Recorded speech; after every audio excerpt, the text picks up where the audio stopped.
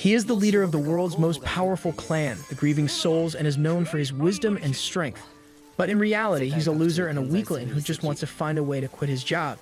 Cry Andri is reluctantly waiting in line at a treasure hunter clan meeting. He doesn't want to be there, but he is left with no other option. In this world, treasure hunters are like celebrities, risking their lives exploring treasure vaults and facing big monsters, just like your mom. It's dangerous, but the allure of wealth and fame drives many to join clans like First Steps, one of the capital's top guilds. Most hunters, unless they are like Jinwoo, can't go far solo, so they join these clans for support. Cry tries to stay unnoticed, but a girl behind him, Ruta, starts chatting. He ignores her, but she steps in front and introduces herself as a level 3 hunter. She offers a handshake, but Cray refuses, giving only his name. Though disappointed, Ruta brushes it off and keeps talking about herself. She's been hunting solo until now, but when she stumbled upon a vault called the White Wolf Den, she couldn't handle it alone. She decided to join a party just as the man in front of them turned and told Ruta she shouldn't be tackling dangerous vaults like White Wolf Den while only being level 3. He smirked, calling her an amateur, and said that even at level 3, she was still a rookie compared to the experienced hunters. As the argument escalated, Ruta grew furious and Cray regretted not staying home to avoid the mess. Ruta drew her knives ready to attack, but a guard quickly stepped in, reminding her that this wasn't London and she'd be banned from the clan meeting if she continued. Realizing her mistake, she sheathed her knives and apologized while Cray pretended he wasn't involved. Later, Cry entered the meeting with Ruta by his side as he was the only one she knew. She was awestruck by all the powerful hunters and felt overwhelmed, never having been in a place like this before. She asked if Cry had been there before, and he told her it was his 5th time. Ruta thought he must not be a very good hunter if he had to keep returning to recruitment. In the world of hunters, talent is everything and even a nobody can rise through the ranks. Ruta notices a lively party with flashy outfits on the other side of the room and asks Cry about it. He explains that the party is called Arc Brave, and they are by far the strongest group recruiting today. They once completed a level 7 vault with just 6 members, earning them great respect. If their leader, Arc Rodin, recruits you, it almost guarantees a successful hunter career, though he's very selective. Intrigued, Ruta asks about the empty desk in the corner, but before Cry can answer, Greg approaches, offering to explain. Despite their earlier argument, Greg tells her the desk belongs to the Grievers, a legendary party of childhood friends known as the Grieving Souls who gained fame after arriving in the capital. Rumors suggested they might recruit today, but their absence leads Greg to believe the rumors were false. Just then, a kid eager to join the Grieving Souls gets frustrated at their absence as he dreams of becoming the strongest hunter. Greg finds him amusing, but Ruta stays quiet knowing the kid is actually a higher level than her. At that moment, a girl named Tino steps up, ready to shut the red-haired kid up with force, believing she's the only one who deserves to join the Grieving Souls party. Her partner tries to calm her down, thinking it's not worth making a scene, even though the red-haired kid is annoying. It seemed like the tension had settled, but then Greg jumps in, stirring things up. Now the whole room is rooting for a fight. Tino and the kid square off and Cray senses chaos is coming. Not wanting to stick around, he asks Ruta to step outside with him. As the fight is about to start, Tino, intending to seriously harm the kid, suddenly senses a familiar presence. When she spots Cray, she forgets the fight and charges at him. Caught off guard, Cry stumbles and Tino nervously calls him Master, asking if he saw her lose control. Arc then approaches, greeting Cray and mentioning that they've been waiting for him since he's both the clan leader and the head of Grieving Souls. Those who had recognized Cray before are stunned to realize he's the most important person there. Despite all the attention he's receiving, it's making him feel ill, and he just wants to go home. Years ago, when Cray and his childhood friends first arrived in the capital, they were clearing beginner vaults at record speed. But there was a catch. Cray had no idea what he was doing. He was saved from a monster, and his teammates mistakenly thought he was using himself as bait on purpose, so he played along, though he was nearly eaten. They all shared the dream of becoming top-tier hunters, but unlike the others, Cray was completely average. He knew he'd eventually drag the group down, so he decided to leave before his friends grew to resent him. Yet when he tried to quit, he somehow ended up being made the party leader. That's how he ended up in charge of his incredibly talented friends, though he really just wants to retire. Ruta and Greg are still shocked that Cray has been the clan master all along. As Cray relaxes in his chair, Arc approaches and asks if he showed up late to blend in with the crowd. Cray insists he simply overslept, but Arc is convinced otherwise. No matter how much Cray explains, people always see him as more impressive than he really is. Tino, unhappy with how close Arc is to Cray, wants him kicked out of the clan, but Cray refuses. Tino is a level 4 hunter and apprentice to Liz, one of Kray's childhood friends, so she spends a lot of time around him. Ark asks Kray if there are any good candidates for recruitment, but there's no real need for new members at the moment. Since Ark rarely recruits, Kray seizes the chance and asks if Ark would seriously consider his suggestions. To everyone's surprise, Ark agrees to accept anyone Kray recommends. The vice captain tries to dissuade him, but Ark insists Kray's choices will be worthy. Tino blushes, thinking Ark might suggest her, but she feels conflicted because she doesn't really like him. Suddenly, Gilbert, a kid from earlier, steps up, ready to beg for a chance. Kray tells Gilbert he'll recommend him on one condition, that as a hunter, the most important thing is to make sure you always win. If he lacks strength, he will end up putting his party members in danger. So Kray wants him to demonstrate that he has the ability to always win. Since Kray began his career as a hunter, he has never lost before, although that's because he has never actually been in a real fight anyway. Kray removes one of his ring artifacts and declares to the hunters that the first person to present it to Ark will be welcomed into his team. He throws the ring into the wild, eager to watch the chaos unfold.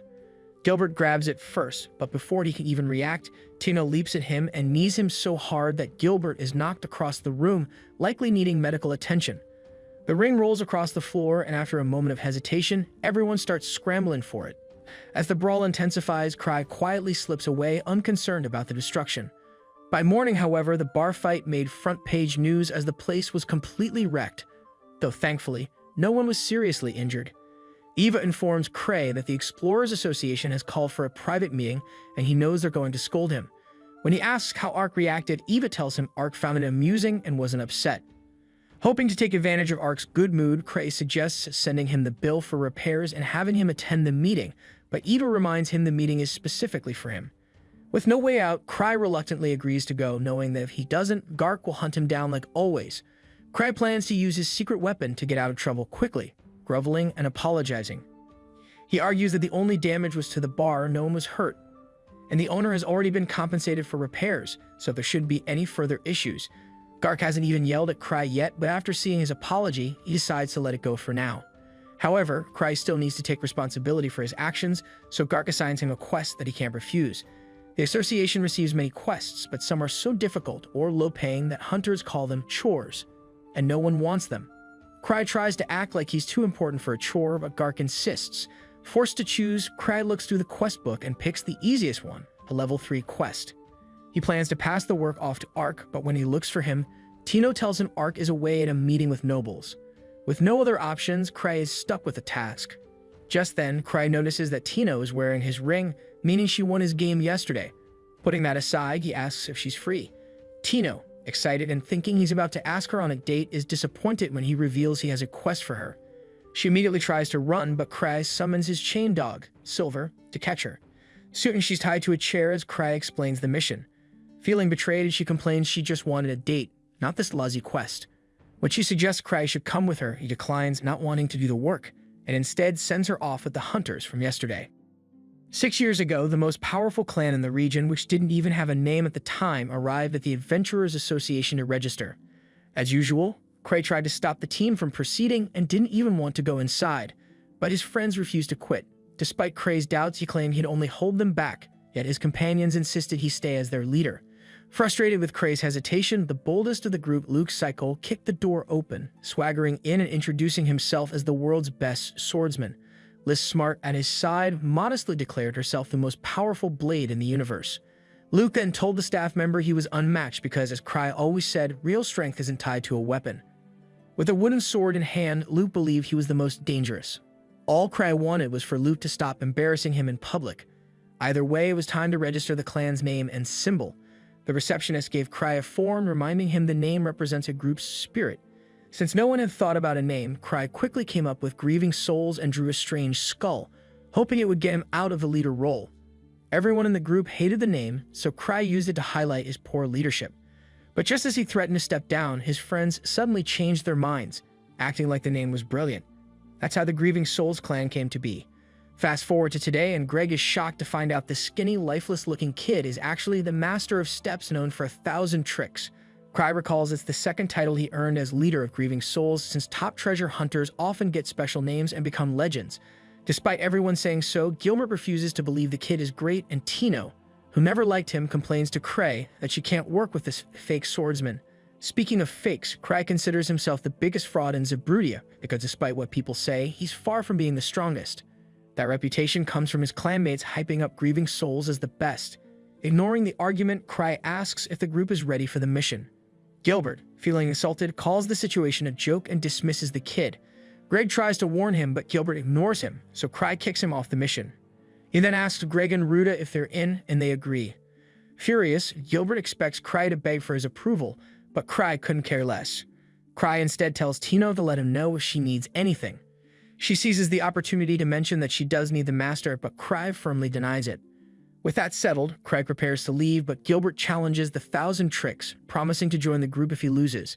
Cry explains that Tino Shade is the leader, so it's her he'll be facing. Tino, never one to hold back, vows to unleash divine punishment on Gilbert, using the impressive range she gained through intense training. Confident, Gilbert promises to go all out and challenges Cry again after being Tino. Cry has no interest in fighting, but Tino draws Gilbert's attention, warning him that even though they're both level 4, she's nothing compared to the master. To make it more exciting, she drops her weapons, deciding to fight him bare-handed. Cray thinks Tino can handle the arrogant guy, but the sword of purgatory he wields might give him an edge depending on his skill. Surprisingly, Gilbert mimics her and drops his weapon too.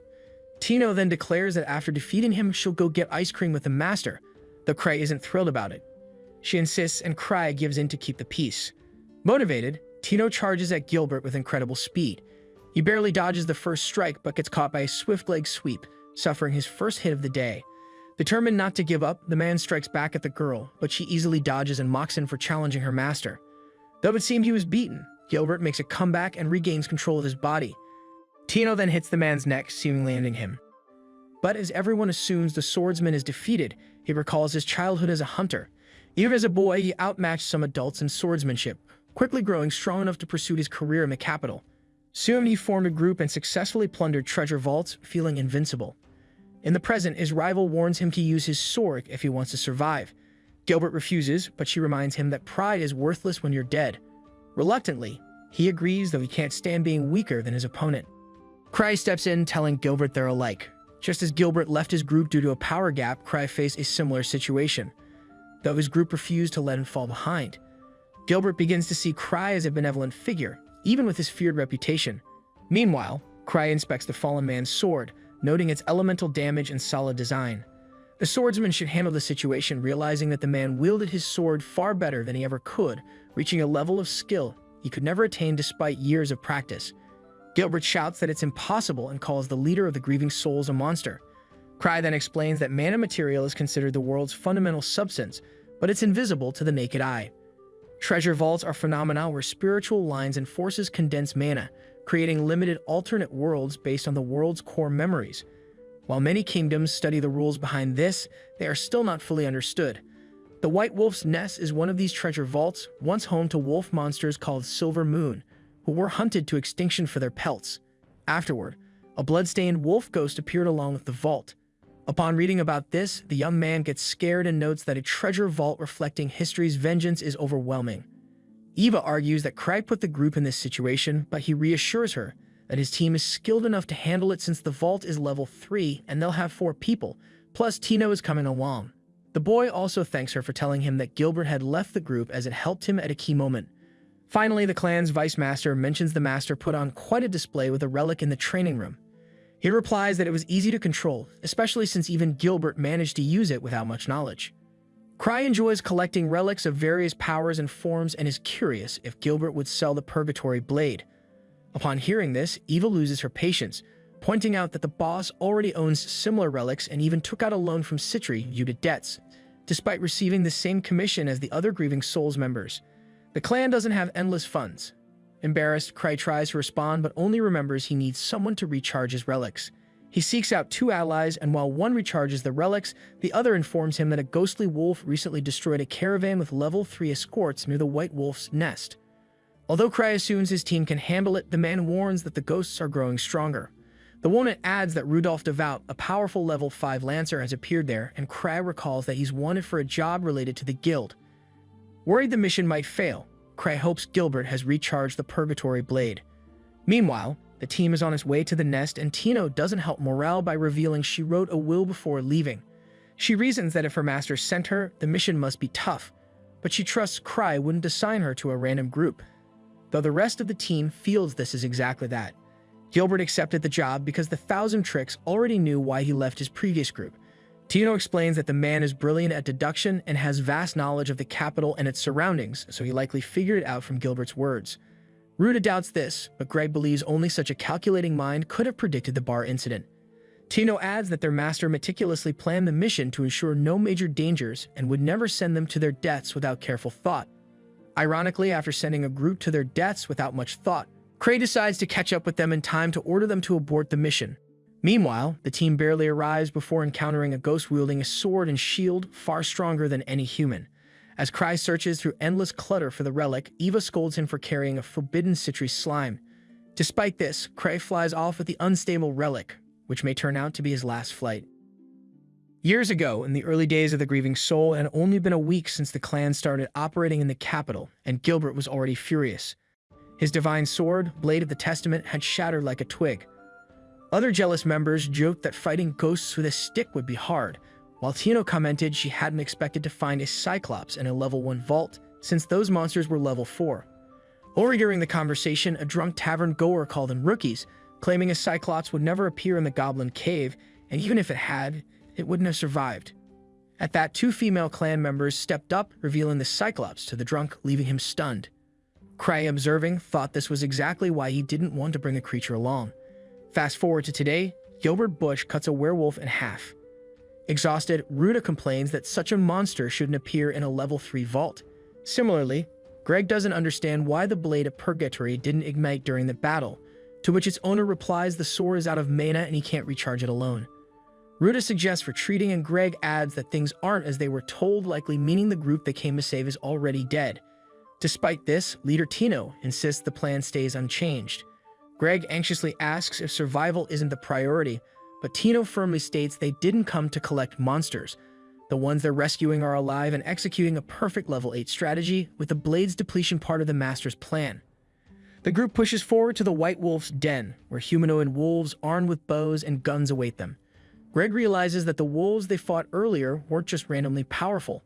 The entire pack is highly skilled.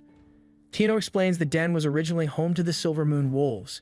Gilbert rushes ahead, eager to finish the fight quickly, thinking that once they deal with the armed wolves, the rest will be easy. Tino, however, cautions him not to be reckless, reminding him that her responsibility as leader is to ensure everyone survives. She lays out a strategy, she and Ruta, being the fastest, will lure the wolves, while the others attack from behind at close range. The guns shouldn't be a big issue, but no one is to use another as a shield. Meanwhile, Cry silently hopes at least Tino survives, even if the others don't. Tino recognizes the wolves' superior skill but highlights the team's key advantage: teamwork. As more armed werewolves approach, the group instinctively knows how to react. Though they're a makeshift team, their synergy is solid. Gilbert may talk too much, but he's effective. Greg's experience helps the group, and Ruta, while not flashy, excels at spotting enemies. With the plan working smoothly, Tino starts to think her master is a true genius. In the midst of battle, Gilbert becomes frustrated, feeling underestimated by the enemy. This takes him back to a memory where he felt the same, pushing his team to be tougher, but they couldn't keep up. Disheartened, he abandoned them on the spot, unaware they were giving their all. Over time, the gap only grew. Back then, he was filled with anger, but now, fighting alongside others, he's matured enough to see the value of teamwork. After another victory, the group moves deeper into the White Wolf's den, arriving in a larger chamber. Tino touches the wall, sensing a presence, not the ones they came to save, but likely the den's boss. Greg suggests retreating, but Tino reminds him they've come this far unscathed and should be able to handle it. Despite agreeing, Greg remains uneasy. Tino teases him for being overly cautious and argues that safe missions don't help anyone grow. Greg admits she's not wrong, recalling how he stopped fighting when he thought he couldn't win, a habit from seeing many friends die. Tino points out that Greg joined this team to change that mindset, and that's why the Master put him here despite barely knowing him. Cray's true intention was to save everyone there, meaning the Master is like a god, and there's no way he assembled that team by chance. He would never lower himself to such a trivial role. Everything he does is meticulously planned, aligning perfectly with his flawless design, which is always carried out with precision through intricate tactics. In other words, Tino reiterates once more that Cray is indeed a divine figure. On that note, Ruta is keen to figure out why she was chosen for the team, and Tino is at a loss for how to respond, so he simply watches her, searching for an explanation. It quickly dawns on her that the answer is obvious. It is because of her melons. The newcomer looks ready to protest, but before she can, the leader cuts off the idle chatter and directs the group to resume their journey.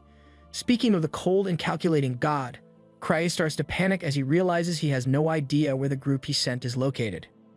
To make matters worse, the relic he's using to fly is essentially a plane without brakes, which is clearly dangerous. However, despite the turbulence, he accidentally crashes into the White Wolf's den. Meanwhile, Tino and the others confront the dungeon boss, a massive white wolf. As soon as the enemy makes its first move, the entire group recoils, visibly nervous, as it's clear this wolf is immensely powerful. The team becomes hesitant, disorganized, torn between fighting and retreating. Tino notices that the boss isn't wearing a helmet, which must be its weakness. This is likely one of the 1,000 trials set by her master Cray, so she knows she must pass the test. With that in mind, she commands Gilbert to block one of the wolf's attacks while she handles the rest. Gilbert braces his sword against the beast's axe, holding it off briefly. Greg strikes at its leg, but the wolf swats him away with its paw. Tino charges fearlessly, leaving Ruda in awe. Greg's sword shatters from a heavy blow, and as the wolf prepares another strike, Ruda rushes in, pushing him aside just in time.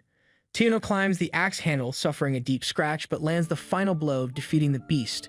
Afterward, she tends to her wound with a healing potion. Greg mourns his broken sword, but Gilbert reminds him it could have been worse. Grateful, Greg thanks Ruda for saving him. But their mission isn't over. Tino gives Greg her sword, but suddenly a giant spear narrowly misses her. 4 more giant white wolves, identical to the dungeon boss, emerge. Even Tino feels the pressure and realizes their challenge is greater than expected. She orders the group to flee through a narrow passage to slow the wolves, but one blocks the way. Greg suggests Tino and Ruda escape, while he and Gilbert stay behind to buy time. The leader refuses to let anyone be sacrificed, ordering the team to target the wolves' eyes and quickly organizing a new attack.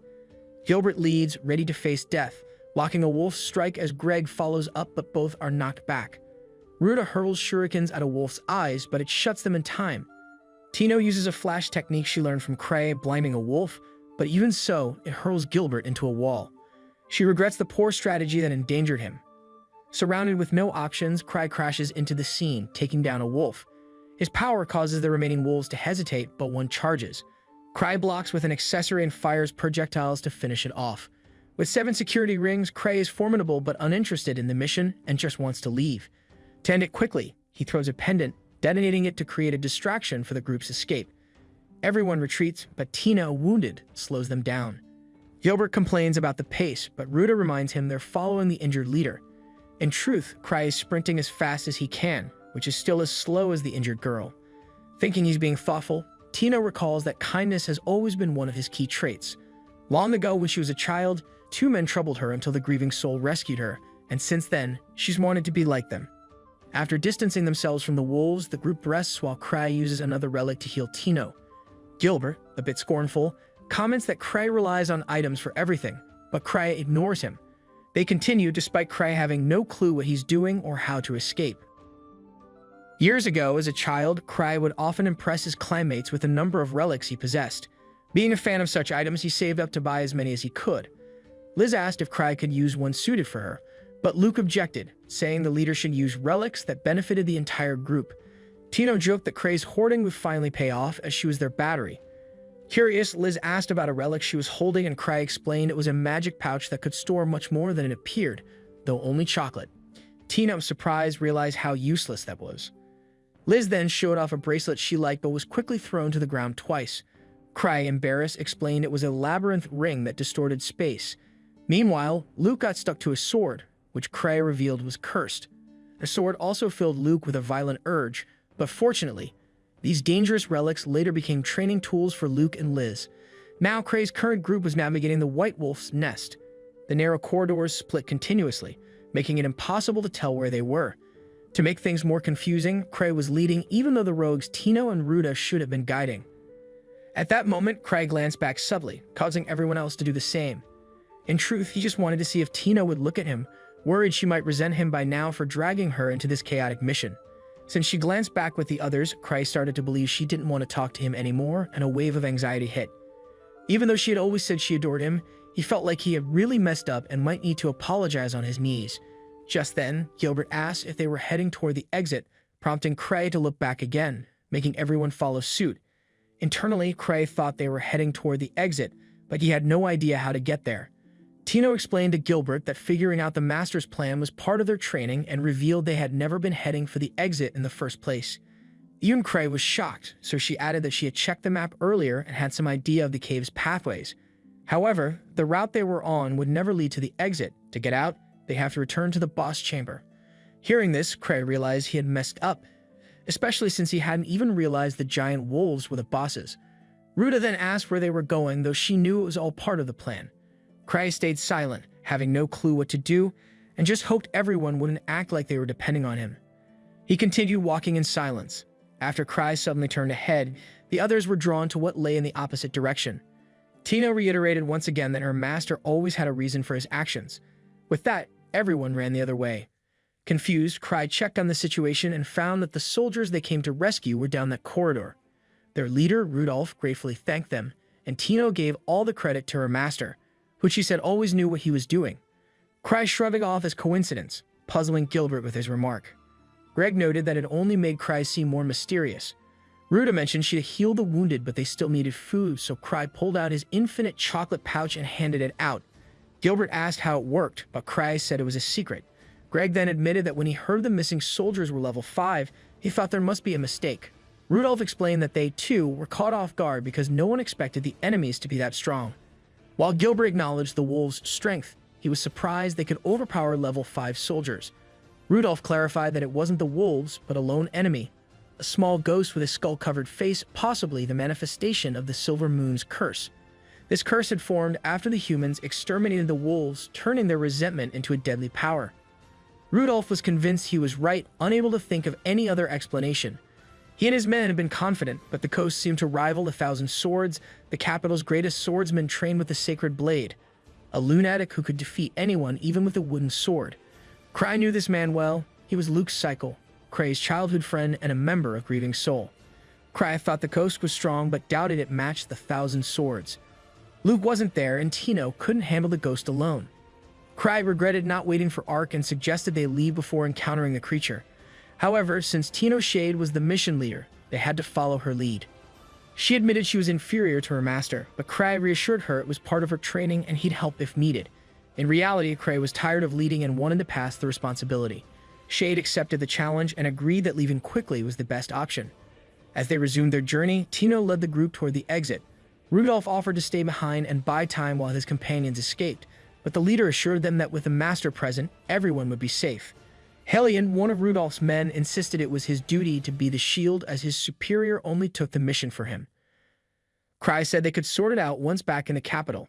Suddenly, dozens of howls echoed through the cave, and Cray calculated he had 5 safety rings left. On the 6th, he would die for real. To make things worse, he no longer has relics, and the shooting ring won't be enough to stop the enemies. As if that wasn't bad enough, the Citrus Sline has vanished, and the sword tied to his waist is missing.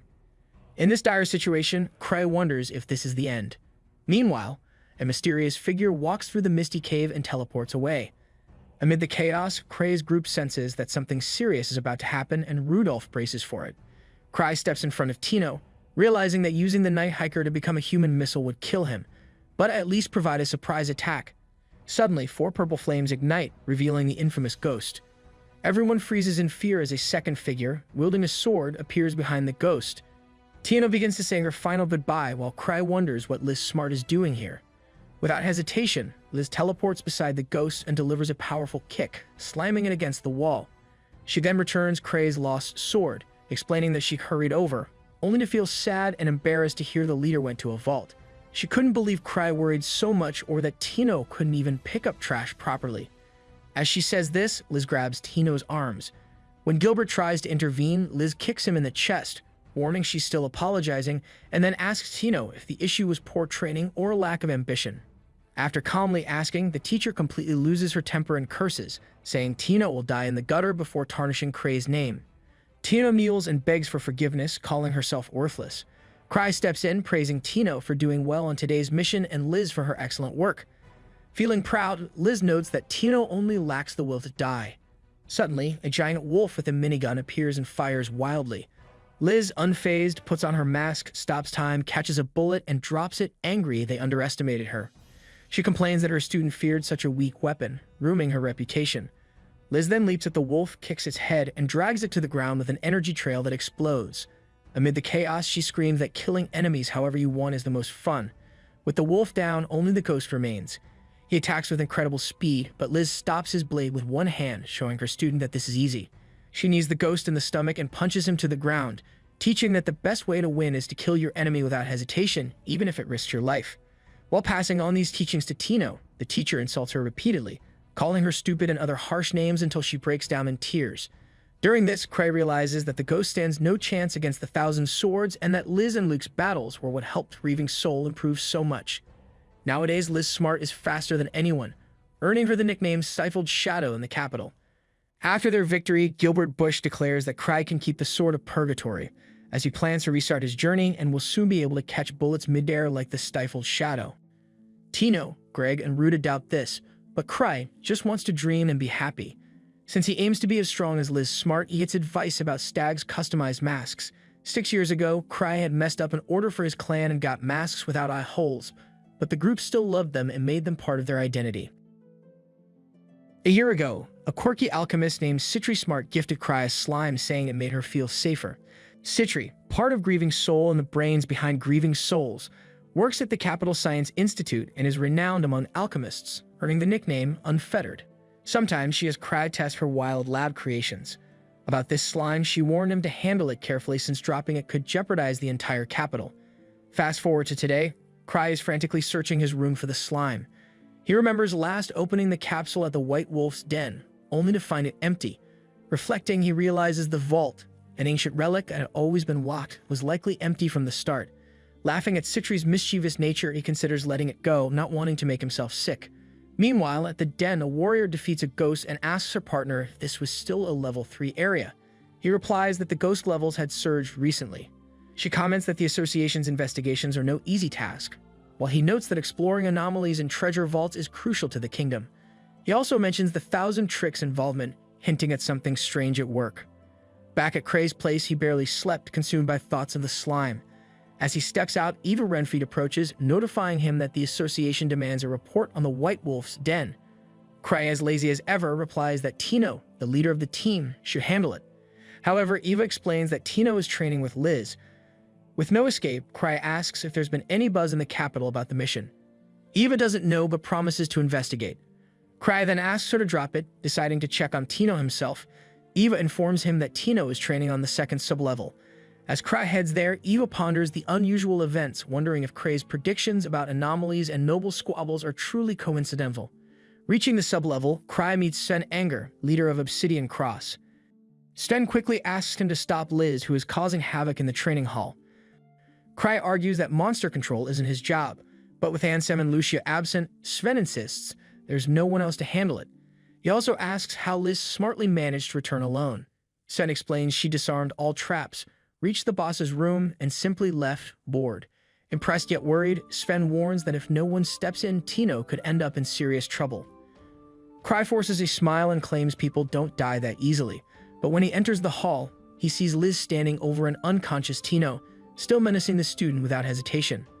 Liz raises her leg to finish the downed girl, prompting Cray to stop the training before it turns tragic.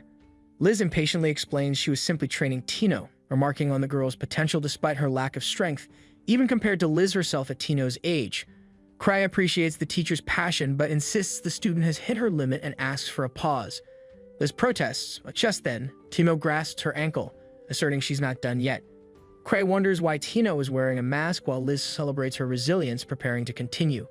Cray leaves, telling the others there's no stopping Liz once she's in this state. Sven, though frustrated, agrees that it's good for Tino to grow stronger. Shifting topics, Sven mentions the North Road is now blocked due to ghost sightings. Over tea, he adds that an investigation found the Night Orders were unprepared for this. Cray recalls hearing that travelers were attacked by ghosts from the White Wolf's den and suspects Gark wants to discuss this with him. Thinking back, Cray regrets Ark's absence, as he's more reliable than himself in situations like this. The man is a truly outstanding leader and skilled fighter, independent and beyond average. If Cray could leave everything in his hands, things would run seamlessly. Since that's not an option, Cray focuses on buying time. Watching his leader reflect, Sven observes how calm he seems, making Cry wonder if it's because the issue doesn't directly concern him. Cry then decides to send the Obsidian Cross to meet Gark, hoping he can guide the clan on handling the matter. He asks group members to inform the Adventurers Association manager that he won't be attending, shedding another responsibility. This prompts a member of the Obsidian Cross to question Cray's leadership style, noting that he often stays behind while others take on missions. Sten, however, explains that the newcomer doesn't yet understand Cray's mindset. It's this very behavior that drives the grieving souls and the Obsidian Cross. In Sven's view, Cray is almost monstrous and never to be underestimated. Later, Gark learns that the energy lines near the White Wolf's nest remain unchanged, and the mana levels are stable. He needs to speak with Cry to understand the anomaly in the treasure vault, though Cry is reportedly too busy to meet. Gark plans to visit him tomorrow, confident Cry knows something. Meanwhile, in a hidden lab, an elderly master magician notes that he never expected a high-level hunter to get involved. Others, dressed in matching uniforms, comment that it's only a matter of time before the Adventurers Association finds this place. The old man remarks that Cray shouldn't be underestimated, while another man points out that simple hunters can't grasp the great master magician's efforts in the capital's Akashic Tower Research Division. The master explains that this mechanism uses the vast energy lines, altering the treasure vaults. If the chief's theories prove correct, they might even create vaults at will. The team, however, worries about abandoning the lab to start over, especially with Sophia on vacation, as she's responsible for the defense system. The master assures them he granted her leave and that she'll return shortly via harmonic stone communication to resolve the deadlock. Meanwhile, Cray dreams of the capital in flames under attack by a creature, wondering if Citry Slime is the threat, though he dismisses it, as his dreams never come true. He then finds Liz next to him, though she often sneaks into his bed. Later, as he leaves his room, Liz warns him he's busy today when they encounter Gark. Seizing the chance, Gark asks for her report on the Night Palace. Annoyed by the interruption, Liz kicks him, though he deflects, cautioning that even his patience has limits.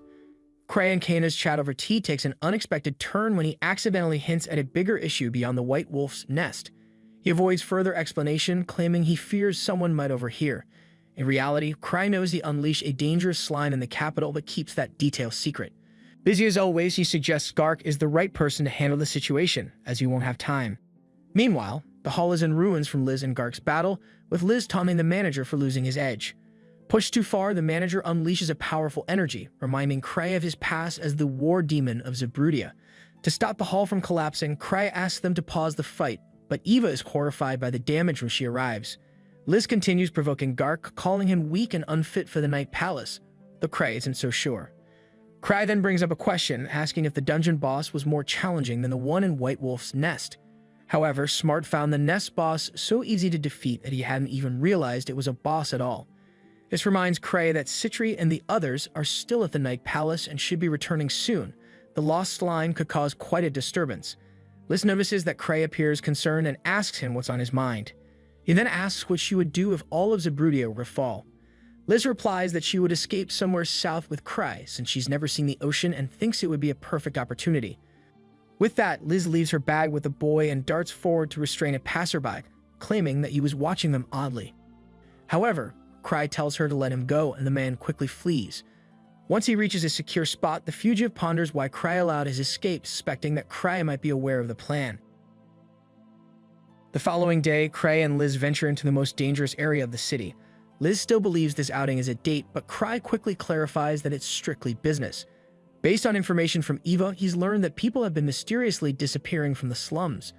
Normally, this wouldn't catch his attention. He's concerned that the missing slime creature might be involved. As a bonus, there's a new ice cream shop nearby, and Cray plans to check it out after doing the bare minimum for his mission. He suggests they visit the shop first, making Liz happy, though the shop owner is far less pleased. This is the same man Liz apprehended last time, but Cray let him go. The shop owner suspects that Cray intentionally allowed him to escape back then, and now fears Cray has returned to capture him, possibly knowing that the ice cream parlor is actually a front for one of the Akashic Tower's research facilities. Panicking, the man considers shutting down, but the arrival of a red-haired woman named Sophia, who oversees their organization's defense, gives him a glimmer of hope. Outside, Liz grows impatient and nearly blows the door down, but Cray stops her, suggesting the shop might not open today. Disappointed, Liz agrees and they return to their clan, much to the fake shopkeeper's relief. Back in his office, Cray asks Liz if she knows when the alchemist Citry will return from the level 8 treasure vault. Liz mentions she might take a while, and Cry just hopes she returns before her slime wrecks the entire city. Suddenly, Eva arrives at the office, informing him that the Hunter Association has assembled a team to investigate the White Wolf's den, even deploying a relic expert to see if any new discoveries can be made. Cry senses it's a serious matter, but he remains unconcerned since he has no intention of going there. Meanwhile, the shopkeeper reaches Akashic Tower's headquarters, alarmed as he reveals that Cry managed to find him. He's shaken because Cry easily saw through their perfect disguise yet didn't take any action against them. Trembling, he admits he can't fathom Cray's thoughts, and the others share his unease. They turn to Sophia for advice, and she boldly suggests confronting Cray and his clan directly. Everyone is stunned, but she reassures them they stand a chance despite their adversary being at level 8, as she believes the security system she designed can withstand Cray's clan. The old mage gives her permission to proceed, acknowledging they can't avoid this confrontation forever. The following day, the First Steps clan building is filled with adventurers. As Tino steps in, she's astonished by the crowd and asks a nearby person what's happening. He explains they're gathering to investigate the White Wolf's den, which Tino considers excessive. However, he then mentions Cry was initially planning to send Ark, a level 7 hunter, to the level 3 treasure vault, shocking Tino further and underscoring how grave the situation truly is. That is why the association and their clan have gathered a large number of treasure hunters to address this. Soon, Cray and Eva also arrive, and Cray, seeing the crowd, asks if all these people are gathered for some kind of celebration. Eva informs him that they are here to explore the White Wolf's den, explaining that since Cry had previously asked Ark to handle the task, she organized a team that could act as a replacement in his stead. This revelation shocks Cry as he only mentioned Ark because he's known as a Mr. Perfect who excels at everything. Realizing the high cost of deploying such a large group, he suggests they cut the number in half. The hunters are alarmed, fearing this will lead to their demise. Eva reassures them, suggesting that Cry has something essential to share, though in reality he doesn't. Cry tries to ease their concerns, saying a mission's difficulty isn't as severe as they're imagining, but they remain unconvinced.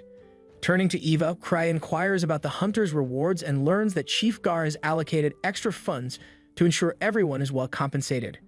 With the financial aspects settled, Cry tells the hunters to proceed as they wish, and they are pleased to know they'll be heading to the vault together.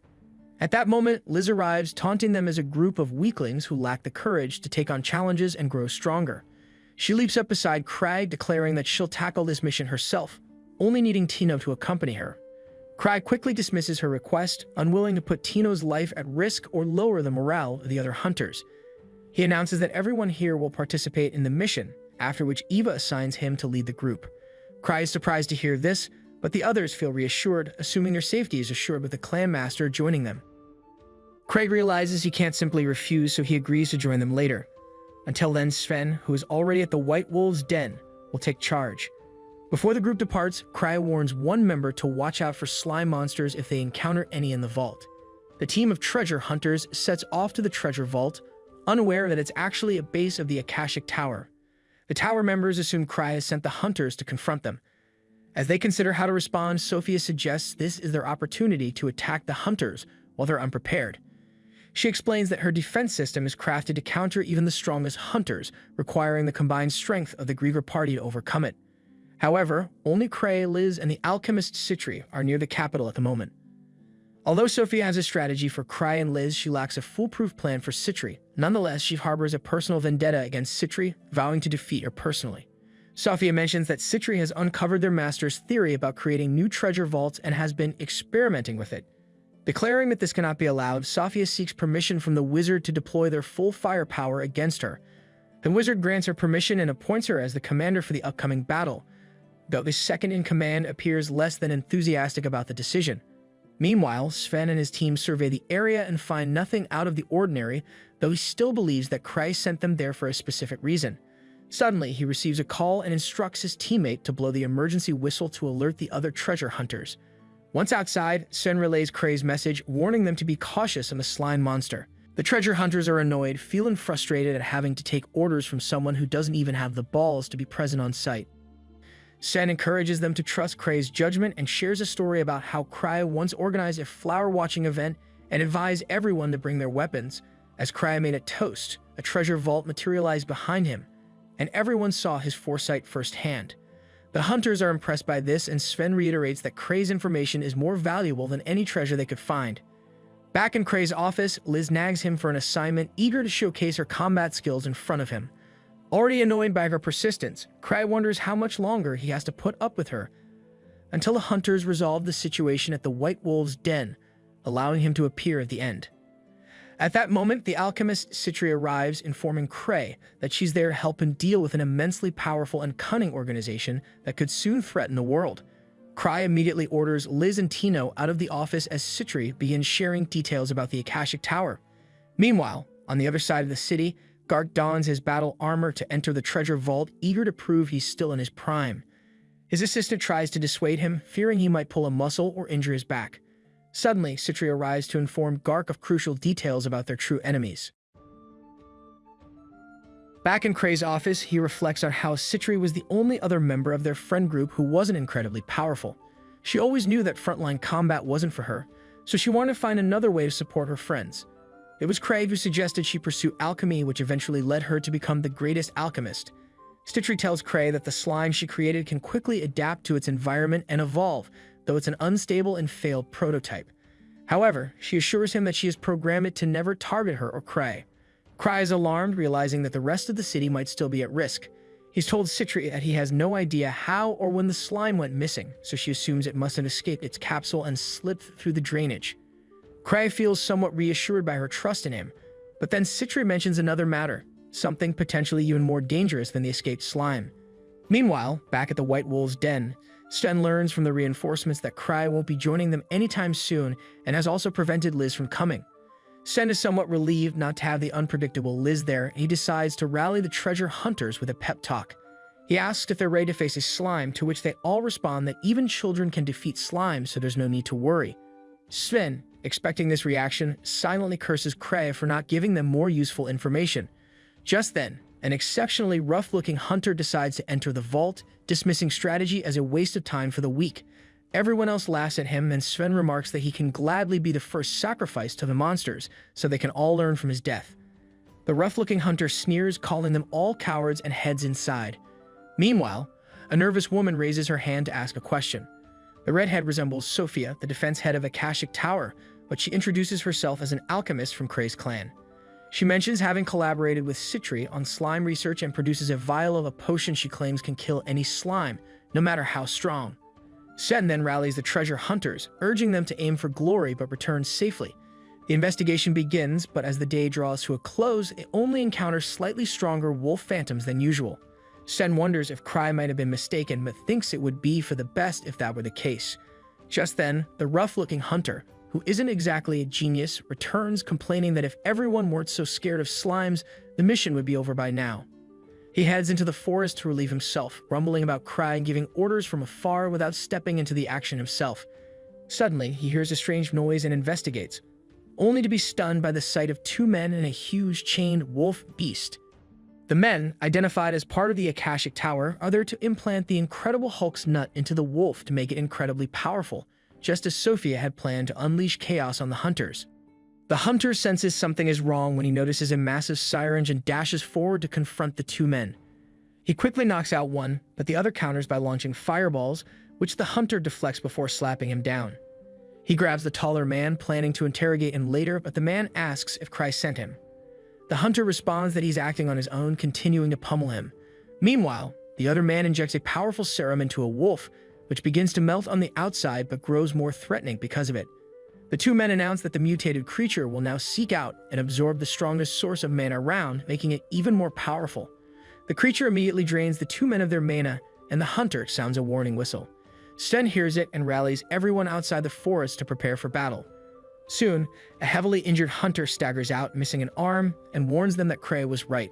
A formidable slime monster is now loose in the forest. Just then, the wolf phantom, transformed into a slime by the serum, emerges. Sen takes the first shot, aiming an arrow at its legs to slow it down. The magicians unleash fire and ice spells on the slime, but it's unaffected.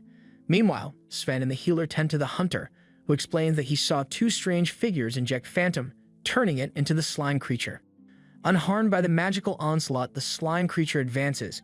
Sen decides to try a physical approach, rapidly firing several arrows, but they have no effect on the wolf slime. Sten is stunned to discover that neither magic nor physical attacks have any effect on the slime. Despite this, He assures the hunter that they'll fight as long as possible.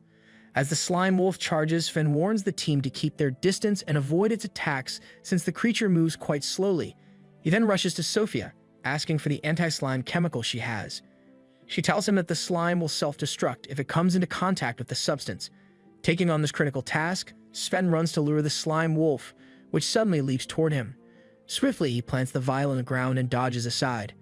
The slime wolf lands on the vial, shattering it, and as it encounters the chemical, explosions erupt within its body. Everyone thinks the battle is over, but the slime wolf absorbs the blasts and survives. Sven feels defeated, realizing the wolf wasn't a true slime, otherwise it would have been destroyed. An armored ally explains that Cry had described it as a slime-like creature, not a true slime, leaving Sven cursing Cry and the Grievers. At that moment, Citri arrives to help, having convinced Cry to assign her to the White Wolf's den. She tells Sven that the reason they can't harm the slime wolf is due to its dense mana, which acts as a barrier. Fascinated by this unique creature, she observes it carefully and quickly deduces how the wolf's phantom form transformed into slime. She approaches the dangerous beast, casually dodging its attacks, and realizes it is hunting those with the most mana to restore itself. Pitying it as a failed experiment, she decides to put it out of its misery. She hurls a vial at the slime wolf and calls for Sven to shoot it. With pinpoint accuracy, Sven, now an upgraded marksman, strikes the vial mid-air, which then hits the slime wolf's head. Citri reveals to him that the vial was filled with anti-mana metal capable of nullifying the creature's defenses. At that moment, Gark arrives, fully equipped in battle gear, surprising Sven. Citri explains that she had asked Gark for a ride earlier since, unlike her sister Liz, she couldn't just sprint all the way there. This doesn't entirely satisfy Sven's curiosity, so Citri adds that she has some insight into the recent events and suspects who's behind them. She leads everyone to a nearby camp where she begins explaining the existence of the Akashic Tower and its leader, Master Magus. The stern, office-like men in the group mention that Magus had been banished from the Imperial capital long ago, but Citri questions whether a mere ban could truly stop him. She reveals that this vault serves as the Akashic Tower's base, and Sophia suggests that it may hold valuable equipment. Citri, familiar with Sophia, confirms this and explains that the tower is gearing up for battle to protect their research from discovery. She's determined to stop their illegal and dangerous experiments and asks everyone to follow her, assuring them that while she's not Cray, she'll leave her all. Later, as everyone prepares for the fight, Sten's assistant notes Citri's courage. Sten warns him not to underestimate her. Despite her weaknesses, she has an uncanny ability to turn any situation in her favor, making her as formidable as any other griever. Meanwhile, Liz clings to Cray, pleading with him to let her go help Citri, but he firmly denies her, brushing off her complaints.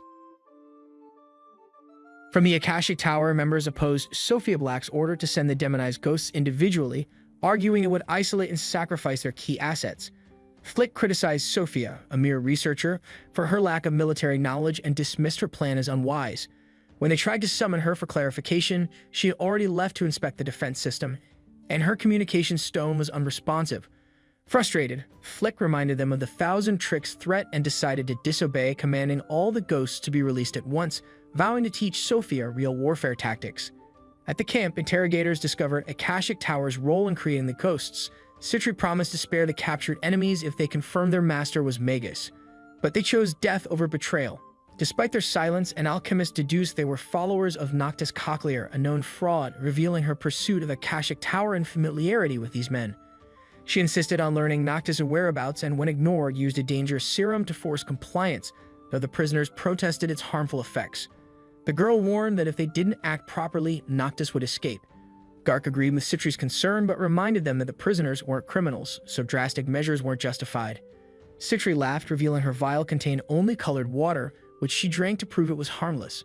Suddenly, a loud noise echoed from the forest, followed by a monster's roar.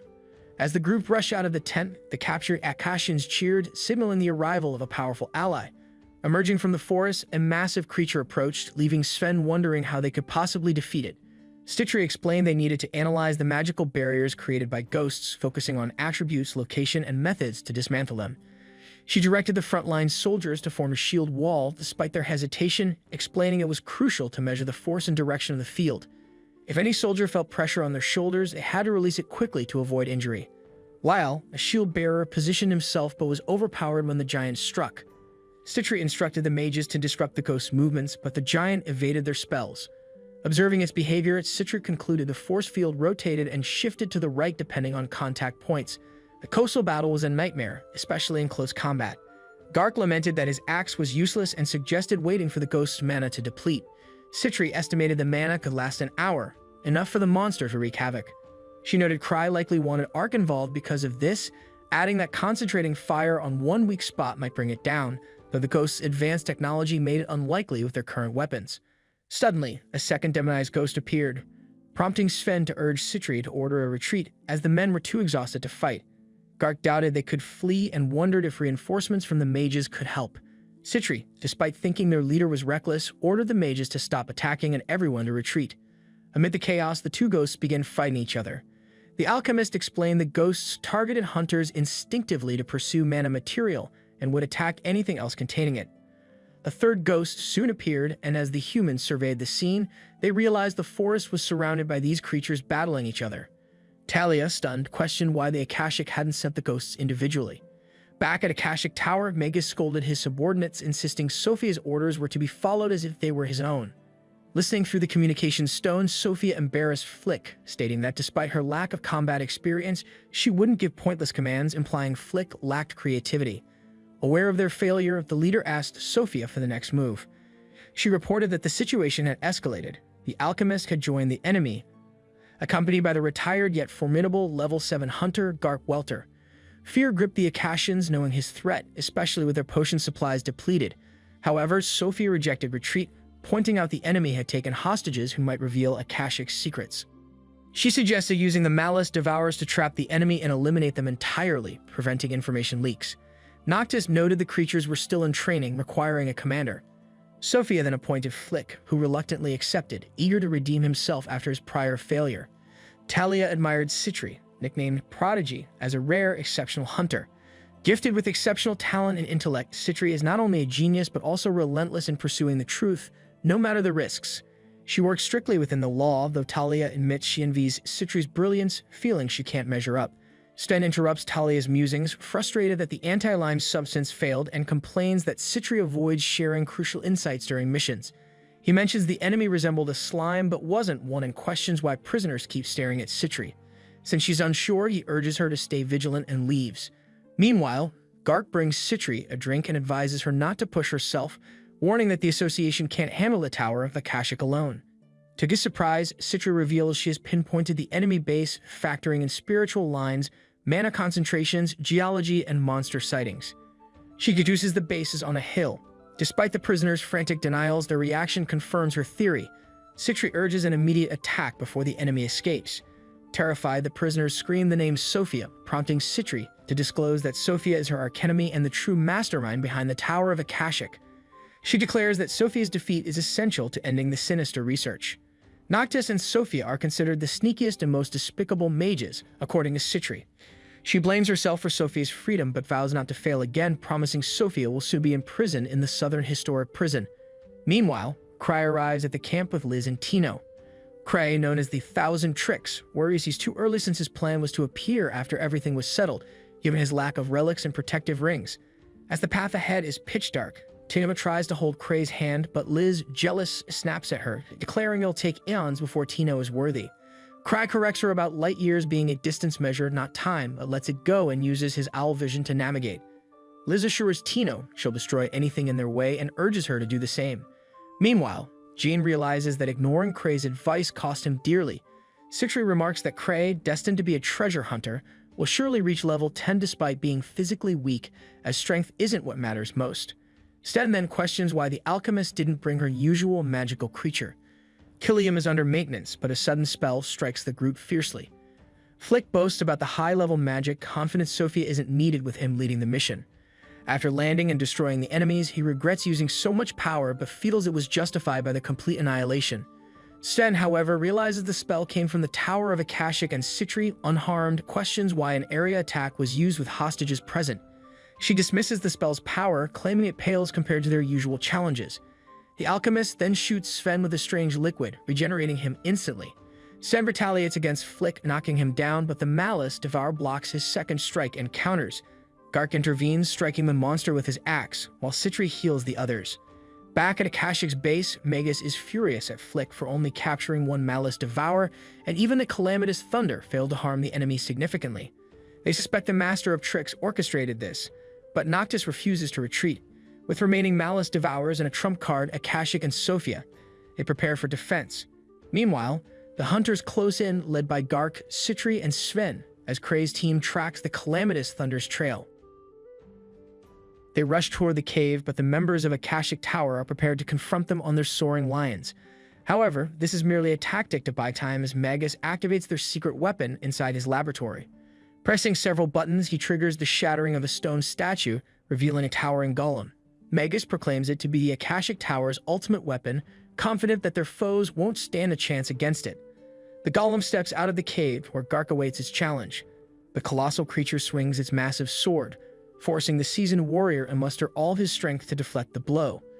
Witnessing their strongest opponent pushed to the brink, the Akashic Tower members take the offensive, ascending high above Sen and his team.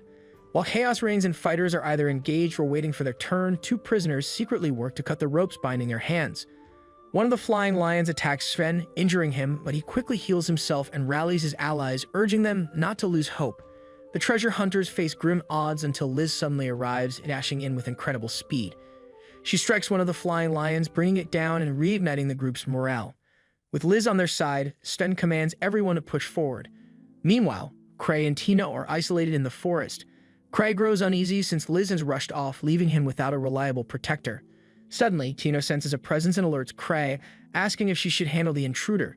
Kray, suspecting it's merely wildlife, advises her to leave it be. The people Tino sends turn out to be prisoners of the Akashic Power, confused as to why Kray is letting them go. Unaware of their existence, Kray decides to continue the journey, but his night vision lenses suddenly lose power. He asks Tino to guide him back onto the battlefield, where Liz is easily defeating the flying lions. She mocks the other treasure hunters for struggling with them, calling Citri a weakling. Citri demands to know why Liz is there, and Liz admits she begged Kray to bring her. Liz swiftly returns to the fight, launching a high-speed attack on the golem. Although tougher than she expected, she relentlessly strikes, causing it to crack and retreat. Gark, unwilling to be outdone, attacks with his ice axe, freezing the golem briefly. Sen aims at it, momentarily powering it down, but the golem reboots and counters aggressively. Gark swings again, but the golem dodges and leaps into the air, shocking everyone with its agility. It reminds them of Ansem, one of the 6 grievers, who is similarly large and nimble. Liz suspects the golem may be modeled after her friend, but focuses on destroying it. As she leaps to attack, the golem reveals a hidden cannon and fires. The energy blast grazes her stomach, forcing her to retreat since she struggles with long-range combat. She keeps running as the golem fires at her, and Citri realizes it will be tough to defeat the golem even with her sister's strength. She decides the best strategy is to drain its battery. Liz, taking offense to that, attacks the golem to prove she can handle it herself. With a powerful combo, she knocks it down and Gark damages its foot to finish it off. However, the golem activates thrusters on its back and takes off, prompting Liz to abandon the fight. At that moment, Kray arrives and casually asks how everyone is doing, unfazed by the massive golem. Seeing him, everyone feels confident the fight is over since the strongest hunter is now on the scene. The golem suddenly charges at Kray, but Tino clings to him in fear. Kray, oblivious as ever, repels the golem without even realizing it. It crashes into a wall and powers down, leaving everyone amazed and asking what technique Kray used. Unbeknownst to them, his lenses had run out of mana, and he hadn't even noticed the golem. He casually asks Tino why everyone is acting so excited. With the golem defeated, the treasure hunters raid the Akashic Tower base, seizing anything valuable. Kray receives a report from Citri, thanking him for sending Liz at the right moment. However, Citri declares the fight isn't over, as she plans to destroy the Akashic Tower herself. Meanwhile, 2 escaped prisoners regroup with Magus and the others who fled after their defeat. The 2 men believe the red-haired alchemist among the treasure hunters is Sophia and inform Magus that she has infiltrated their enemy's base. Magus, however, has lost the will to confront Kray, unable to predict his next move. He decides to leave the Empire and instructs his men to recall Sophia. Meanwhile, Kray meets with Gark and a government official who demand information about Akashic Tower. Kray admits he doesn't know anything and suggests they speak to Citri, who was in charge. Hearing her name unsettles the official, recalling how 3 years ago, a jailbreak implicated Citri, leading to her demotion and loss of title. Gark intervened to prove her innocence, leaving officials wary of her sins. At Akashic Tower's makeshift base, Magus's disciples bring a captured girl they think is Sophia. Frightened, she denies being Sophia, but Magus accuses her of lying until a flying lion shows hostility toward her, revealing she's telling the truth. The real Sophia then appears with a bottle of wine, baffling everyone. She remains unfazed by her lookalike, explaining they resemble each other but have clear differences. Suddenly, she removes her wig and robe, revealing she's actually Citri, throwing everyone into chaos. Magus confronts Citri, accusing her of impersonating Sophia. Citri shocks everyone by revealing that she is Sophia, leaving them to suspect she has been betraying them all along. She denies this, explaining she joined the Akashic Tower because of her admiration for Magus's work and his insatiable curiosity for knowledge. Though she supported him to see results, she now insists they must stop. Citri explains that Christ spared his captives and refrained from acting as a warning for her to return to him. While she never revealed anything, Kray's ability to detect lies ensured he knew the truth. She reveals Kray orchestrated everything to test their research on high-level hunters, which was largely successful. Citri intervened during the attack to prevent the gum from being destroyed. She then announces that their research has been seized and arrests are imminent, but declares her intent to continue it. Since Sophia doesn't truly exist, all blame will fall on Magus. Citri approaches her assistant, admitting she used her distinct red hair to disguise herself, causing the assistant to break down in tears. As the Akashic Tower disciples prepare to attack, Citri summons her flying lion, forcing them to retreat. Magus unleashes a powerful fire attack that kills the lion, but Citri remains unharmed. She had prepared for this, using the Citri slime Kray had lost, which absorbed the attack to shield her. The slime begins consuming the lion's body as Citri proudly explains that it's her finest creation, able to endlessly grow by consuming mana. Magus panics, realizing the slime could potentially devour the entire earth. Citri admits she only wanted to test it against a strong mage like him. Suddenly, Magus's disciples set off a smoke bomb, urging him to flee while they distract the golden slime. As Magus tries to escape, he collides with a muscular figure at the door and tumbles down the stairs. Terrified, he sees Citri approach, explaining she wanted to become stronger like her friends. Since crafting golems was slow and costly, she created a pet chimera by breaking into a high-security prison and using escaped criminals as raw materials. Horrified, Magus realizes she is the most ruthless person he's encountered. Citri, now masked, declares he will make excellent raw material. The chimera kills the old man, the rest are arrested, and Citri erases their memories, including her assistants. She reports to Kray that everything ended smoothly and vows to handle materials more carefully next time, though he has no idea what she means. The following day at the Hunter Association headquarters, the manager discusses the major incident involving Noctis and the White Wolf's den with those involved. Kray quickly requests to keep the Akashic Golem and the Malice Eater, leaving Gark and the inspectors puzzled. Adrian questions the motive and Kray vaguely explains it's for drinking, sparking disbelief among everyone present. Afterward, Kray regrets not securing the golem, while Citri jokes about the drink being enough, leaving him scratching his head in confusion. Citri then announces she's off to claim her reward, leaving Kray behind. Gark seizes the moment to inform the indifferent Kray about Arnold Hall, the Thunderous Lightning, the level 7 hunter and dragon slayer, recently arriving in Nebula News, the Land of Mist. Despite the importance, Kray shows no interest, irritating Gark, who warns him against causing trouble with such a powerful figure. Gark emphasizes his point with a hard slap on Kray's back, nearly injuring him, though his safety ring activates just in time. As Gark leaves, singing a tune, Kray notices a poster in the room about the prestigious annual Zebruddian auction. Many auction items are relics, and the volume and quality of goods entering Zebruddia during this time are impressive. Remembering this, Kray touches his head, lamenting that he's too broke to join this year. He considers asking Citri for help again, but hesitates, unsure if he ever returned her last loan. Suddenly, a woman named Chloe Welter interrupts his thoughts, introducing herself as the association's counter-attendant.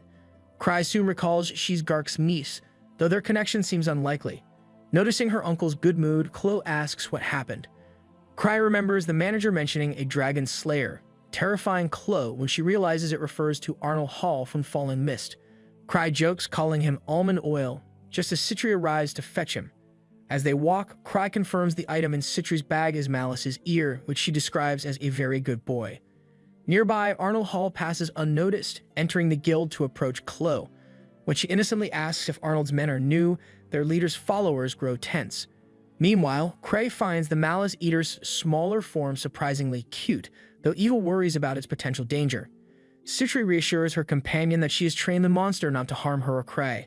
Suddenly, the little creature leaps into the boy's lap, suppressing its excitement as it activates a safety ring for humans. Citri jokingly calls it food, removes it from Cray's lap, and changes the subject when he asks about Lucia's return. She guesses it will take a while since Lucia and Luke's cycle are battling ghostly swordsmen. Citri then gives Cray a relic called Realize Outer, which can store a spell, though Cray doesn't fully understand its use. Meanwhile, at the association, one of Arnold's companions complains about the receptionist not recognizing Arnold as a level 7 hunter.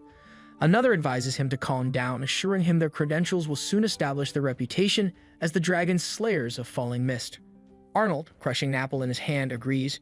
Back with Cray, he enjoys a massage from Citri, while Evil watches awkwardly. Taking the chance, Cray mentions the need to recharge relics that are low on mana, though he hesitates to ask anyone but Lucia. Inspired, Citri gathers a group of wizards, including the Obsidian Cross, and announces a special training session to share her techniques. Those excelling in the training might reach Lucia Sten's level, a notion that shocks Anger, as surpassing such a powerful mage seems unimaginable. Others, however, admire Cray's ambition and cleverness for proposing this idea. Two interested candidates are Lapis Fulbor and Chris Argent, members of Starlight. Chris criticizes Cray's lack of proper manners towards Lapis, but she dismisses it, reminding Chris that Cray, though unrefined, is still their clan leader. Lapis emphasizes the need to adapt to human traditions now that they are part of their society. Chris privately laments that Cray is Lucia's older brother.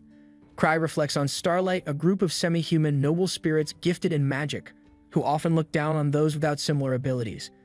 Lapis acknowledges that while Lucia, despite being human, is exceptional even among the nobles, reaching her level isn't impossible. Citri notes that Lucia's progress is due to this very training. Inspired, Marietta, a mage from the Obsidian Cross, joins the program and begins recharging a relic from Cray as part of her training. Nervously, she announces the relic won't recharge, but Citri pushes her to persist.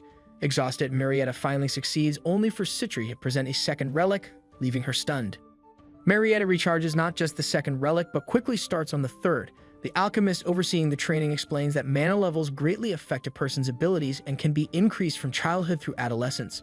Suddenly, Marietta collapses from exhaustion and is helped by Henrik. Citri explains that overusing mana leads to fatigue, something everyone has likely experienced. However, Citri sees this as a chance to boost mana even in adulthood, as recovery from exhaustion can slightly raise it. Sten criticizes this method, calling it too taxing on body and mind, while Chris complains that even nobles like her need proper recovery time and finds the approach harmful.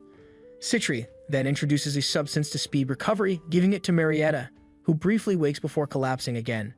Despite the scene, Citri claims her mana has increased and insists that with regular use it could lead to unimaginable power. Shocked, Cray wonders if Lucia used such methods to grow stronger, but the alchemist clarifies that Lucia's strength came not from talent but from intense sacrifice. This, she says, is why Lucia is unimpressed by Starlight, a group of naturally gifted magic users who lack the determination to improve. Offended, Chris demands all the relics to prove she's better than them. Mad at Ho, the alchemist Chimera sets all the items on the table for the semi-human to enjoy. Lapis assures them it's no big deal, so Chris eagerly takes on the challenge. Other mages decide to join in as Citri tells Cray the relics will be energized by nightfall. Meanwhile, a noble asks Ark Roden if he's considered a business opportunity, but Ark admits he still has much to learn.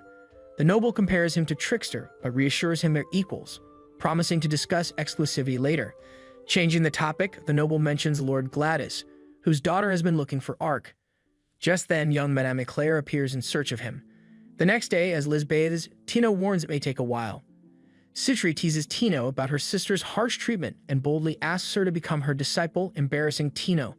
Using a request for a towel as an excuse, Tino flees to deliver it to Liz, only to find her stepping out of the shower completely unclothed. Citri quickly covers Cray's eyes while Trickster, still blindfolded, suggests a celebration for Liz and Citri's safe return. Liz's attempt to hug her sister is thwarted, as her robe is nowhere to be found. In the end, Cray invites Tino, reasoning that 4 is better than 3. By late afternoon, Arnold's group is fed up with being treated like clueless villagers, though Arnold is more focused on finding a bar. Speaking of bars, the group gathers to celebrate, but Liz accuses her sister of spiking their drinks after noticing how quickly the shadow gets drunk. A suspicious empty bottle is found dripping an unknown substance. Citri denies it, but the rogue isn't convinced and insists something's off. However, she's too intoxicated to notice the alchemist tampering with her cup, adding strange green liquid. Confident, Citri challenges her sister to keep drinking. Cray steps in, handing the spiked mug to the alchemist, who has no choice but to drink. Soon she's incoherent, accusing Cray of treating her like a bank and demanding he repay her with his body. Liz tries to intervene but ends up kissing a member of the Falling Mist. The other members introduce Arnold Hall, a hero seeking women and drinks. Liz offers to join him, but he rudely dismisses her, prompting her to dump her drink over his head, shattering the glass and leaving him unconscious, much to the crowd's delight.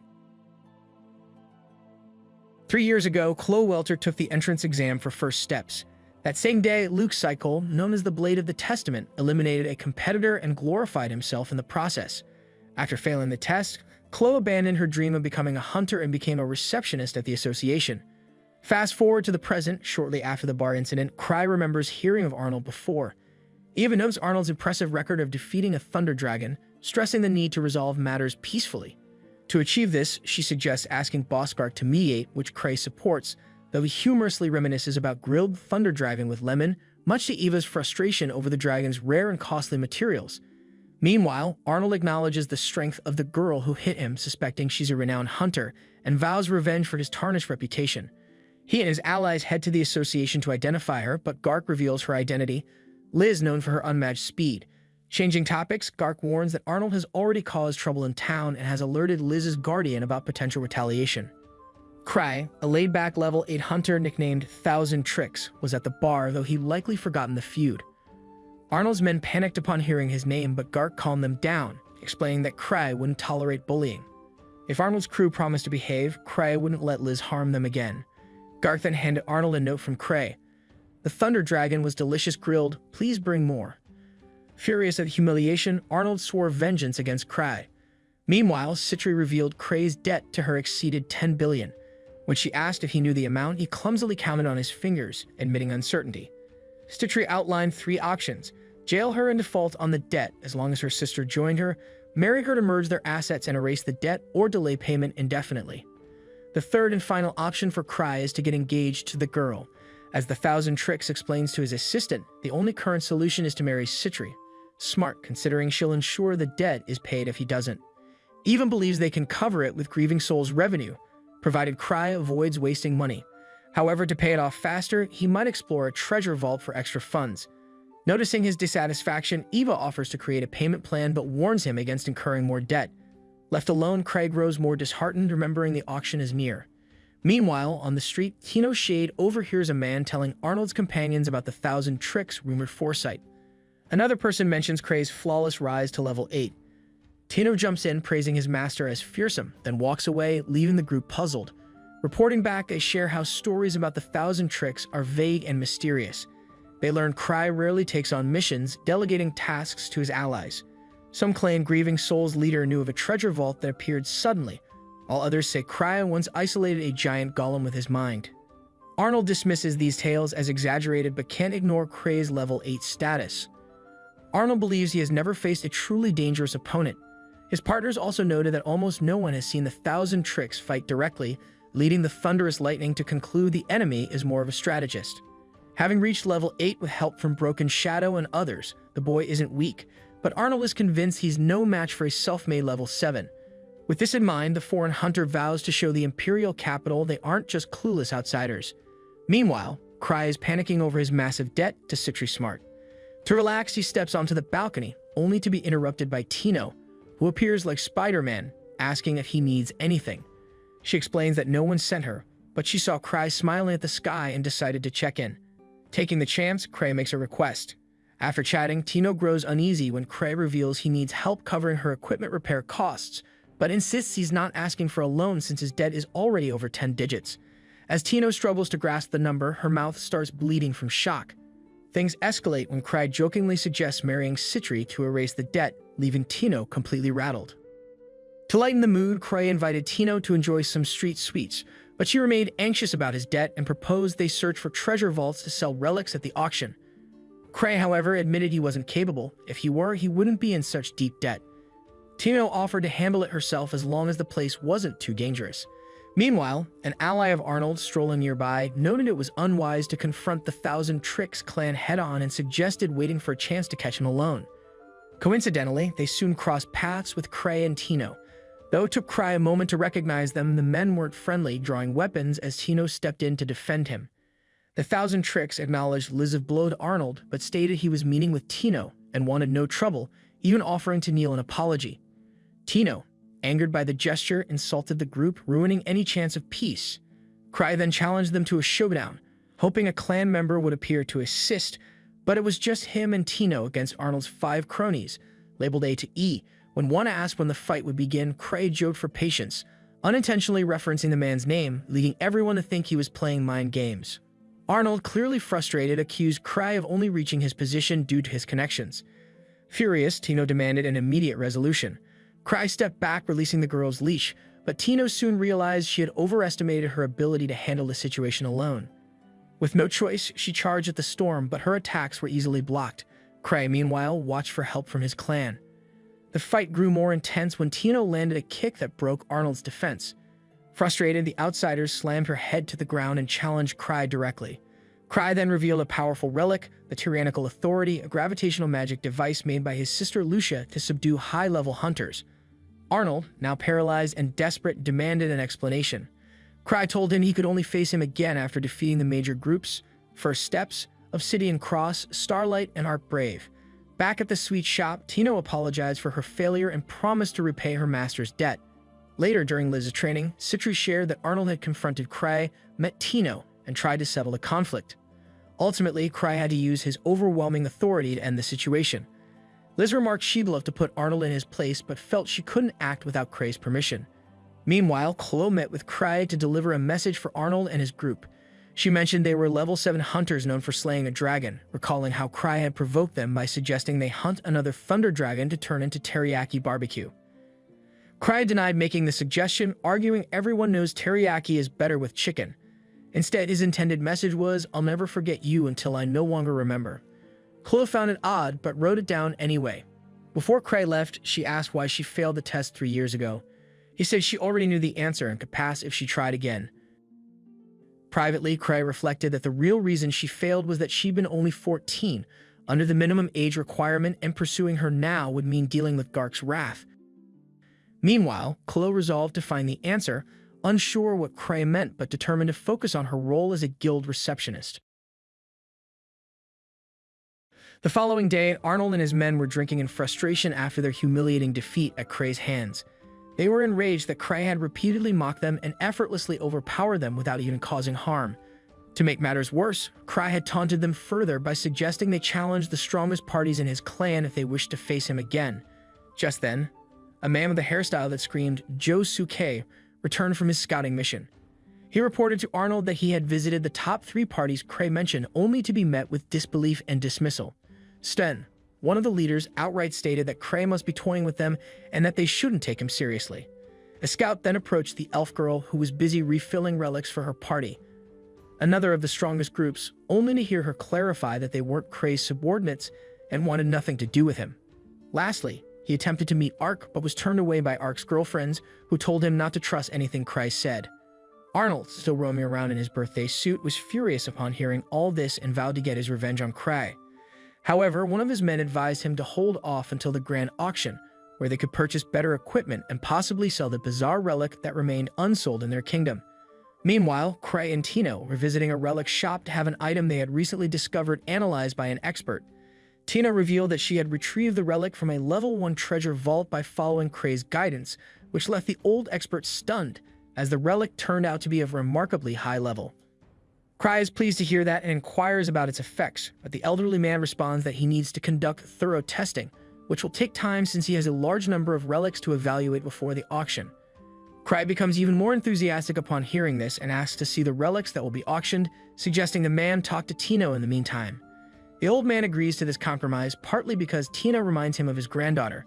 He asks her how things are going and advises her to lean on her friends when life gets difficult, adding that despite Cray's bad habits, he is dependable. This sends Tino into a downward spiral as she insists that her master is an incredible man despite his massive debt and reckless tendencies, and that she is nothing compared to him. The elderly man grows concerned about what Tino is learning and decides to confront Cray, who has just discovered something valuable among the relics. A mask made from the flayed face of the colossal titan. Cray believes the mask will allow him to change his appearance at will. He had owned a similar mask before, but Liz destroyed it because it was unsettling. Now Cray wants the mask again so he can live freely without being bothered. The elderly man arrives just then and tells Cray to leave the shop because he has work to do, But Cry expresses his interest in the mask and insists on speaking directly with the person who sent it for appraisal. The old man explains that he hasn't even assessed it yet, but agrees to arrange a meeting. Afterward, Cry and Tino go out for dessert, where she asks how he plans to afford the creepy mask. She mentions that Citri is spending heavily on her research and providing free mana potions for mages, leaving little money to spare. This makes Cry uneasy, and as they walk back to the clan building, he worries that asking Liz for money might lead her to rob someone. He wonders if there's anyone else who could lend him a large sum when he notices a noble's carriage outside their building. A blonde girl arrives with Ark, thanking him for showing her around. She remarks that while most hunters are fools, Ark is a gentleman and she enjoyed visiting his workplace. Cry and Tino stare at her, prompting her to rudely ask why. Ark introduces her as Eclair, the Earl's daughter, and Cry as his clan master. Eclair comments that Cry looks too frail to be a level 8 and mocks him for being above Ark. Cry listens with a smile, which flusters her. When she demands to know why he isn't reacting, Cry politely explains that having grown up poor and without manners, he tries to tread carefully around nobles. Feeling guilty, Eclair leaves in a hurry. Cry chats briefly with Ark before asking if he has a lot of money. Ark, knowing Cry plans to buy a relic at the auction, firmly declines to lend him any. Disappointed, Cry turns to Sven with the same request, prompting Ark to burst into laughter. Word of Cray's desperate attempts to borrow money spreads quickly throughout the clan and the city, sparking rumors that the relic must be a legendary artifact. Its perceived value skyrockets, but Cry still fails to secure any loans. Left with no choice, he goes back to Citri, who selflessly offers him all the money he needs, prioritizing his goals over her own. Feeling guilty, Cry waits with her at a cafe, hoping the negotiations go well. To his shock, the relic's owner turns out to be Arnold, who is equally surprised. As Citri and Arnold's assistant exchange subtle tactics, Arnold interrupts, pointing out that Cray's desperation suggests he knows something about the mask's powers. He demands answers, refusing any deal until the truth is revealed. Cry admits he can't share specifics, but warns that the mask is dangerous and outlawed in their country. He urges Arnold to let it go before it leads to trouble, which only stokes Arnold's pride. Arnold initially claims he won't sell the mask, but quickly reconsiders, suspecting Cry is using reverse psychology to appeal to his pride. Since Arnold has no use for the mask and considers it dangerous, he decides it's best to sell it before complications arise. He proposes a deal, offering it for 10 million, a surprise to Cray, who was hoping for a 30 million agreement. Citri assures Cry it's acceptable, and they immediately present the cash to buy the relic. However, others in the cafe, intrigued by the rumored artifact, spark a bidding war. Eclair ultimately wins with a staggering bid of 100 million, leaving Cray disheartened. Eva later explains that the price surged due to rumors of Cry borrowing money from Ark. Despite this, the mask ends up being sent to auction as more nobles take an interest. Eva scolds Cray for attempting such an extravagant purchase while in debt, and he promises to refrain. Just then, Citri arrives with an enormous bag of gold, revealing she has saved 800 million for their wedding. She insists it's fair to use it now, leaving Eva horrified. Eva chastises her, blaming her for making Cry irresponsible, but she defends herself, claiming it's her money, so it doesn't matter. Unwilling to witness their argument, Cry moves to the window for fresh air. Citri soon joins him, suggesting they meet Eclair to understand why she wants the relic and possibly negotiate. Cry agrees, and they immediately visit Eclair, who isn't thrilled by their unannounced arrival. She remarks on Cray's boldness, likening him to Ark. Cry clarifies that he isn't Ark's rival, just a friend, admitting he hasn't surpassed him. Eclair misinterprets his words as mocking her admiration for Ark. She declares she'll buy the strongest relic for Ark, so he can become the strongest, but Cray advises her that a relic alone won't achieve that. Undeterred, Eclair vows to win, but Citri reveals their budget is 200 million. If Eclair can't match that, she should step down. Disheartened, Eclair turns to her father, who insists they can't lose to Cry. He's willing to tap into their savings and even take a loan to ensure Eclair wins the auction. The day of the auction arrives, and Citri and Cry head toward the auction house with 950 million bucks in hand. Citri mentions she could have secured more money, but Cry assures her that it's sufficient and insists she shouldn't shoulder any more responsibility. When she tries to lean on him, Liz pulls Cry to her side, suggesting that if they fail to win the mask at the auction, she can simply steal it from whoever buys it. The two sisters begin a tug-of-war over Cray, who internally laments that the mask isn't worth all this chaos and decides that if he can't win it, they'll quietly accept defeat. Soon, they arrive at the sleek, futuristic auction building, which is surrounded by a massive crowd. Liz snidely asks if these broke folks are also participating in the auction, but Cry explains that most are just there to spectate. At that moment, Tino and her group appear, having come out of curiosity. By now, word has spread about Kray's debt and his intention to bid on the legendary relic, drawing more attention than he desires. To avoid the spotlight, he devises a plan, asks Tino to bid on his behalf, signaling her when necessary. Tino is thrilled by the opportunity, but Liz warns her that losing the bidding war would leave her without a home to return to. While Tino resolves to win, Kray doubts her chances, knowing he's the one controlling the signals. Just then, the haughty blonde Loli Eclair arrives in her grand carriage, turning her head away with disdain when she spots Kray. Soon after, the auction begins, and as each item is sold one by one, Kray can only wait patiently for the mask to be auctioned. It will be the final item due to the excitement surrounding it, and Kray curses the auction organizers since he cannot bid on other items and must reserve his funds for the last one. Tino keeps glancing at him whenever a new item is presented, but as Kray continues to decline, she becomes increasingly anxious. This makes Kray second-guess himself because he has a weakness for artifacts, regardless of their value or utility. He struggles to ignore the urge to signal Tino as each new item is revealed, but then he envisions Citri's reaction if she sees him bidding on things other than the mask. Imagining her warm smile, Kray realizes that the Onvis simp will likely forgive anything he does. Filled with newfound resolve, he stands up, exuding confidence, and decides to bid on every item from this point onward. Just then, the auctioneer presents the next lot, the Akashic Golem that Citri had created while working for the Akashic Tower. Kray is puzzled, but a glance at Citri's perplexed expression reminds him that it was one of two items she had asked him to negotiate with the government. As the bids increase, Kray turns to Citri and asks if she wants to purchase it. It's obvious she desires the golem, which she invested significant time and resources in making, but she tells Kray that it's not the reason they are here. She explains that the golem is a keepsake of her friends, but insists she can manage without it, though Kray disagrees. He tells Citri he'll buy it and immediately signals Tino to join the bidding war. The golem's price skyrockets past 400 million in moments, prompting Citri to question if Kray is certain about spending their funds on this rather than saving for the mask. While Kray appears composed, he's motivated by the fact the money is Citri's anyway. As the price keeps climbing, Kray eventually signals Tino to bid their full 950 million. When another bidder offers 1 billion, Citri assumes it's over.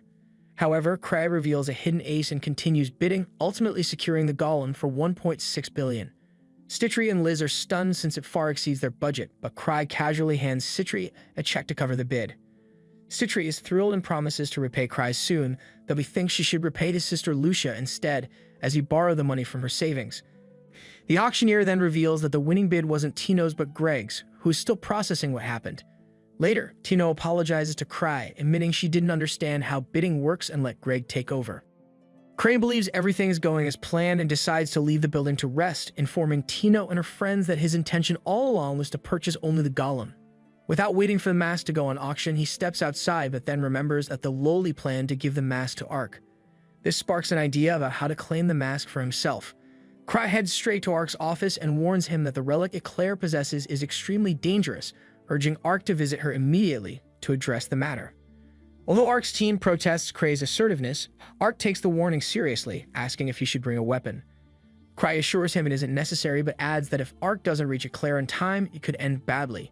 Convinced, Ark quickly leaves, much to Kray's satisfaction, as he plans to acquire the mask from Ark at a favorable price once he retrieves it from Eclair. Meanwhile, Eclair sits dejectedly in her room, having been dismissed by her father, who claimed Kray let her win the mask. The butler had reported Kray leaving the auction house before the mask was even listed, leading Eclair's father to conclude they were tricked into paying 200 million for a grotesque and worthless mask. Alone in her room, Eclair cries, feeling like a fool and deciding she can't give the mask to Ark after all. Suddenly, she hears a voice emanating from the mask, asking if she desires power. The mask begins levitating in the air, declaring to air that it can grant her the power to improve her life. Alarmed, she quickly draws her sword, realizing Kray was right about its danger. However, she finds herself overwhelmed as the mask's tentacles ensnare her. Meanwhile, Ark meets Eclair's father, who reveals she has been despondent since he accused her of wasting money on the useless mask. She has locked herself in her room, and her father hopes Ark can help. Suddenly, loud explosions echo, prompting Ark's party to spring into action.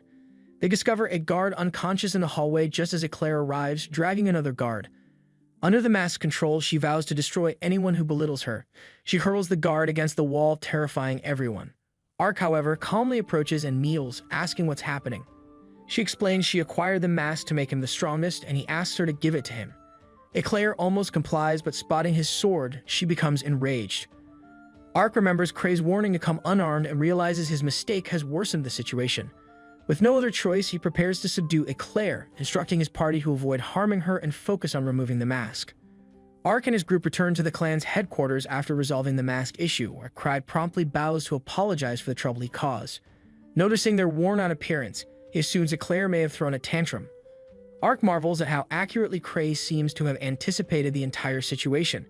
Handing the mask to Cray, Eclair steps forward to apologize for starting a fight with him. Suddenly, the mask begins to speak, diverting Cray's attention as he excitedly puts it on. However, his enthusiasm wanes when he discovers his abilities are so lacking that he doesn't meet the criteria to activate the mask, while even Eclair does. The mask deactivates and falls to the ground, leaving Cray disappointed that it isn't the powerful artifact he sought, though he acknowledges that a talking relic is still a valuable find. He asks Eclair if he can keep it, but she is so disgusted that she wants nothing to do with it. With the issue resolved, Cray proposes they enjoy the party he arranged, complete with cake. Everyone begins to relax and have fun, but as Cray steps outside, he reflects on how even Eclair surpasses him in strength, reigniting his desire to retire from treasure hunting once more.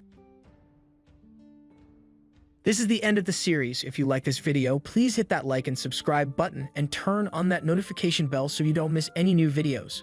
All of your support helps me to keep bringing more high-quality recaps. Check out this other video too if you haven't.